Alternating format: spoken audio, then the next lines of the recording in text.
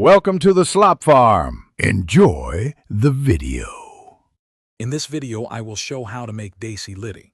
First, let's prepare the dough. Combine 2 cups of whole wheat flour with a pinch of salt and 1/4 teaspoon of carom seeds. Add 2 tablespoons of ghee or oil, then gradually add water to knead a firm, smooth dough. This dough should be similar in consistency to what you'd use for chapati. Once kneaded, cover it with a damp cloth and let it rest for about 15 to 20 minutes. This resting period is crucial for a soft litti. Next, let's prepare the flavorful sattu filling. In a bowl, combine 1 cup of sattu flour with finely chopped onion, ginger, garlic, and green chilies. Add 1 teaspoon of carom seeds, 1 teaspoon of nigella seeds, and a pinch of salt. Crucially, incorporate 2 tablespoons of mustard oil and 2 tablespoons of fresh lemon juice. Mix everything thoroughly, ensuring the filling is moist but not overly wet. You can add a tiny bit of water if it feels too dry. Now it's time to assemble and cook our litti.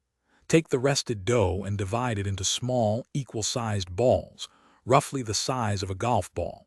Flatten each ball into a disc, then place 1 to 2 tablespoons of the sattu filling in the center. Carefully bring the edges of the dough together, sealing the filling inside to form a smooth, round ball. You can cook these over traditional charcoal in an oven preheated to 200 degrees Celsius or on a gas tandoor until they are beautifully golden brown. Finally, it's time to enjoy your delicious homemade litti. Serve them hot, traditionally with a generous dollop of pure ghee. The perfect accompaniment is chaka, a flavorful mashed vegetable side dish typically made from roasted eggplant, tomatoes, and potatoes.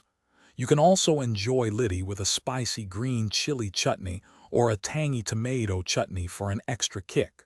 For a modern twist, litti can be baked in an air fryer at 180 degrees Celsius for about 15 minutes. Thanks for watching. Consider subscribing if we helped you today.